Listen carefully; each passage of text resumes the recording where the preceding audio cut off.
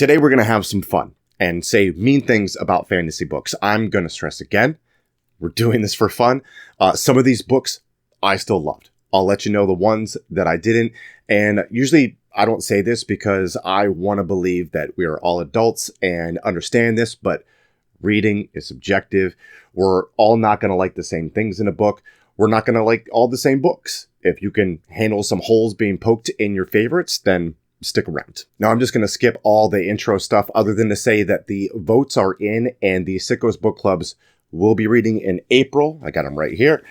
Got the Buffalo Hunter by Stephen Graham Jones in April. And for the History Club, we will be reading The Achilles Trap, Saddam Hussein, the CIA, and the Origins of America's Invasion of Iraq by Steve Cole. We will discuss these on the Sickos Discord, and you get access to those discussions by being a subscriber to my bindery, starting at the $5 a month tier. If you're a Sickos subscriber, seeing this video released 2 days early, thank you for being part of our wonderful community. Links in bio and the description. Ask if you want to know more or if you're having trouble with it. I hope you can join us for these books. Okay, so I did this mean things bit on short form last week, and I want to expand on that here. So let's start by running the tape on the rapid fire version of this. The Wheel of Time series by Robert Jordan. Can we talk about the map of Tar-Valon being a giant poppy war by RF Kuang? If this were based on American history, the gods would have been named George Washington, Martin Luther King Jr., and Jason Kelsey. A Game of Thrones by George R.R. Martin. Daenerys is 13, for God's sake. I better not see you sitting alone at playgrounds. Fourth Wing by Octavia Butler. Sorry, Rebecca Yarros. First place in the dumbest world-building device in the history of writing. The capital of Florida is Tallahassee. The Way of Kings by Brandon Sanderson. A 1,300-page prologue that content creators are afraid to tell you is over 1,100 pages of mid. A Darker Shade of Magic by VE Schwab. She's not like the other girls, except for all the other girls saying that they're not like the other girls. I'll throw in a bonus VE Schwab here. Vicious. Everyone knows that you're gay for each other. Just be gay. It's fine. The Shadow of the Gods by Gwynne. Say Thought Cage one more time and I will turn this CX on myself. The Rage of Dragons by Evan Winter. You can't fix him, girl. Dump him. The Spear Cuts Through Water by Simon Jimenez. This book is perfect, so I got nothing. If you're still here after The Way of King slander, let's address that one up top because I think that's probably the one that's the most eyebrow raising. And listen, some people got really pissed and said it was rage bait, which I really don't believe in rage bait. There's just no long-term benefit to it. It's the wrong type of attention. And I'm not a Brandon Sanderson hater. Just today on my short form platforms, I posted a review of the Mistborn trilogy, which I gave a composite rating of 4.5 stars. I also gave a similar rating to Tress of the Emerald Sea, which I reviewed on here on YouTube. I just firmly believe that most of The Way of Kings was just okay until around the last 150 to 200 pages. It has so much heavy lifting to do with setting up this world, and I get that this stuff is seed planting and whatnot, but at some point, something has to happen, and it just didn't forever. Now, there are some books that can pull that off.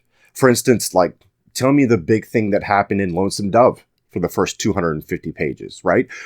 But I didn't care, because I love the character work. With Way of Kings, it was just too uptight and stuffy and handholdy for me to get attached to anyone or anything. And Spren play a big role in the story, but we didn't know why yet in this book.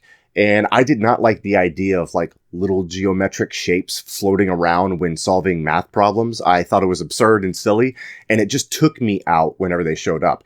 And that's the other thing. Just because the thing matters later does not retroactively automatically make it good for me. And again, I want to emphasize that part, the for me part. And you might say, but Michael, The Blade itself by Joe Abercrombie could be considered a prologue with no discernible major plot, but you still love that. And like, despite it being half the length, you still do have a valid point. But this is where my writing style preference comes in. I was immediately hooked on Abercrombie's prose and character work, and I'm a character-driven reader, so it worked for me. That world is also more to my liking where, like, the magical elements aren't front and center, and it's more gritty and grounded. And look, I have no interest whatsoever in debating who is a better writer. I don't care. But if you were to ask me, Joe Abercrombie and Brandon Sanderson are going to write a 100-page novella about a former soldier that opens a bakery. I'm choosing Abercrombie's version of that 10 times out of 10. You may choose Sanderson, But when we lay out why that is, we'll probably like point to the author's strengths that resonate most with us. And on those points, we'll differ the most. And that just means that our Venn diagram of reading preferences is not a full circle, which is fine. I'm not taking that personal. You shouldn't either, because that's never going to happen. That's unrealistic. That said, if you are a diehard Sanderson fan that's just thinking, screw this guy, I'm not going to beg you to stay. I can't do anything about that other than to say that I really enjoyed Mistborn and Trust of the Emerald Sea, like I mentioned at the top. The Way of Kings just didn't work for the reasons that I mentioned. And because we're on that effing bridge for way too long. So again, it's not just the length of it. I mean, I'm literally in my year of the thick boy. It's just my connection to it wasn't there. And I prefer his other stuff. Either way, if you love it, don't let me yuck your yum. I'm just one dude, and it's never that serious. Although I do believe some content creators are intimidated by the mob of Sanderson fans. They get all belligerent in the comments, the small portion of them. They just go crazy in the comments when any hint of a negative about this book is mentioned. That's not all Sanderson fans, but there is enough of them, and they are very loud. And like, don't act like that doesn't happen. I've seen it. It is weird and parasocial. I get defending something that you love.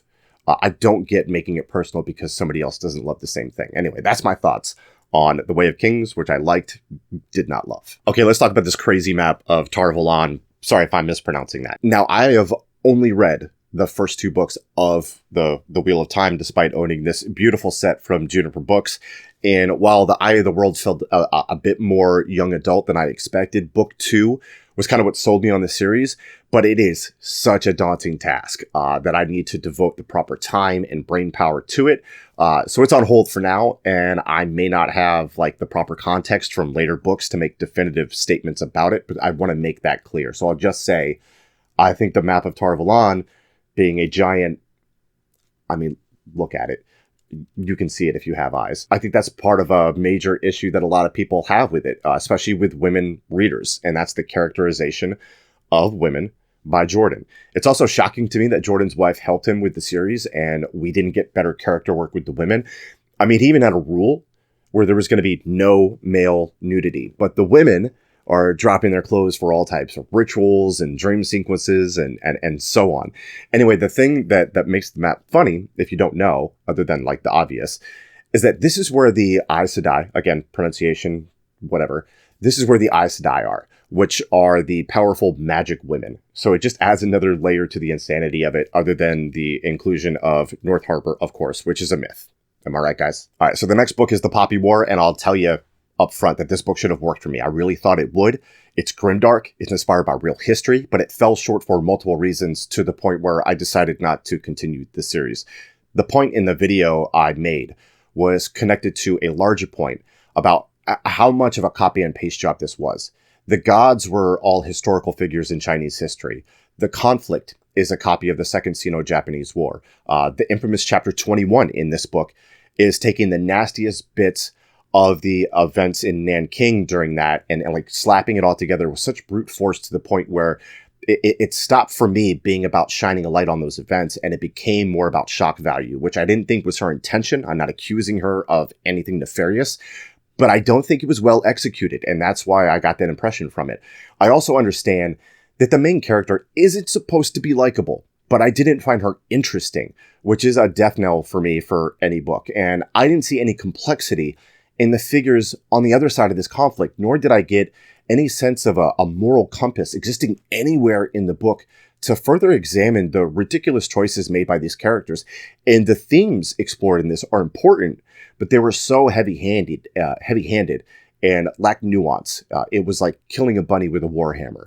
Now, with that said, Kuang being so young when writing this as her debut novel, she's obviously immensely talented and smart, and I will give her other books a shot, but this one, unfortunately, was just not for me. Speaking of young, I am glad they aged up Daenerys for the Game of Thrones show, because the book version of Daenerys is 13 years old and ends that book as 14. She's still only 16 by the end of A Dance with Dragons, which is the latest release.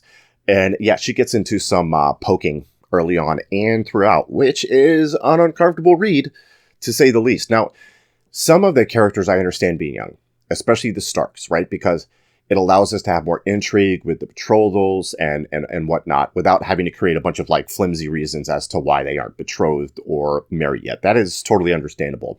And I know that George R.R. Martin planned a time jump in the series, something like 5 years, if I remember correctly. So then all the kids would have been aged up. But he had to like call an audible on that. So Sansa starts at like 11 years old. It is currently 13 in the books. Arya is 9 in the beginning.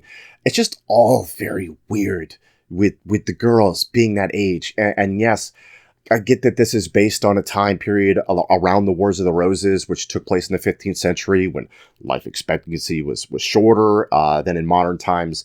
People got married younger.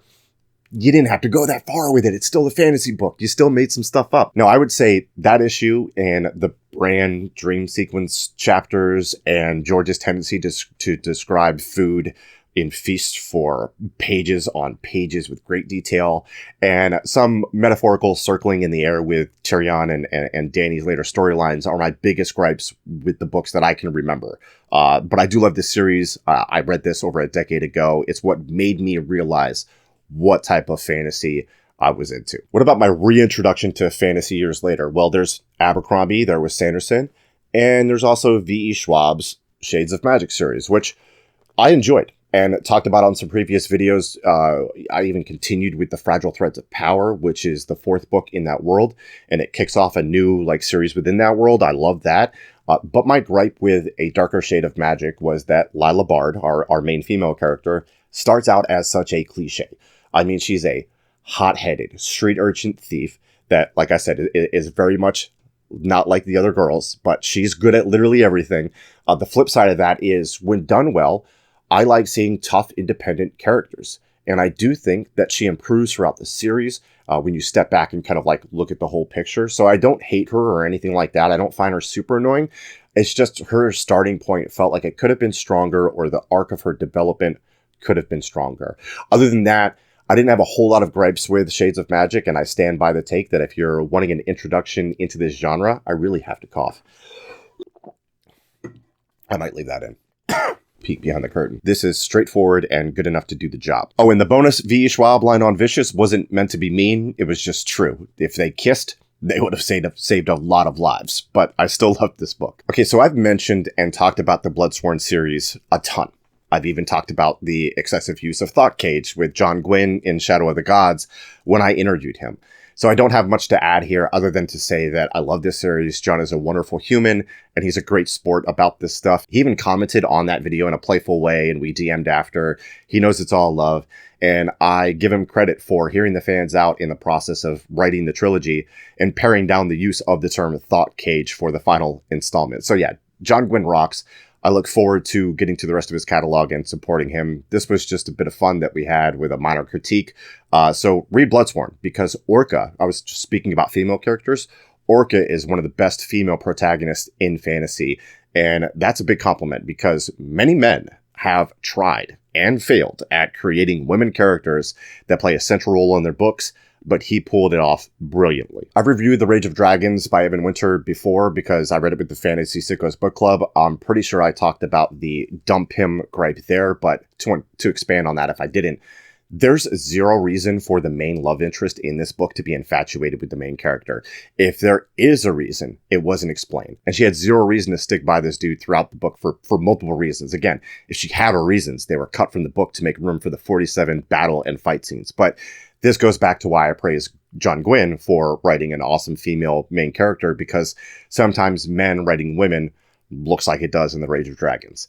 And things like this and the world building and politics not really being fleshed out is why I felt this book was a bit shallow. But ultimately, if you head into this with the right expectations of getting a summer action popcorn flick with all the strengths and weaknesses that comes with that, then I think you'll have a good time with this. And finally, I'm going to make the fourth wing thing brief here.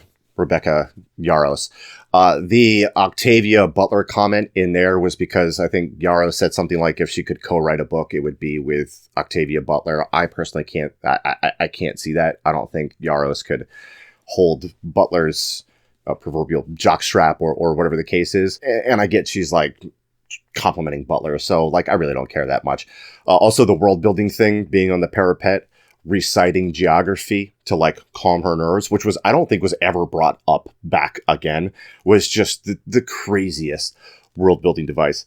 The reason I read this was because I was getting back into fantasy, and I'm at the bookstore and I'm asking the very nice people at a Barnes & Noble about their fantasy book recommendations. And this was red hot at the time. I don't think they understood what my tastes were when I explained it to them. And I had like 3 people say like, fourth wing, we can't keep it in stock. It's flying off the shelves. We love it, so on and so forth. I should have done more research. I did not. I don't want to bag on this book too much because it's not written for me. And that's totally fine. I know it's very popular. I didn't think it was good. But again, that's just my opinion from someone that, again, this was not written for. So yeah. I didn't even know why I still have this copy sitting around, but that's my take on Fourth Wing. Oh, and the whole lightning thing out of the hoo-ha, like, come on, be serious. So that is my follow-up to my short form video where I talked about mean things about fantasy with some more expanded thoughts on that as well. I thank you for hanging out and being a good sport about this and not taking it personal. Again, if you can't poke fun at your favorites, what are you doing? But yeah, I appreciate you sticking around. I hope to see you on the next one. Thank you. It was a weird... Thank you. Bye.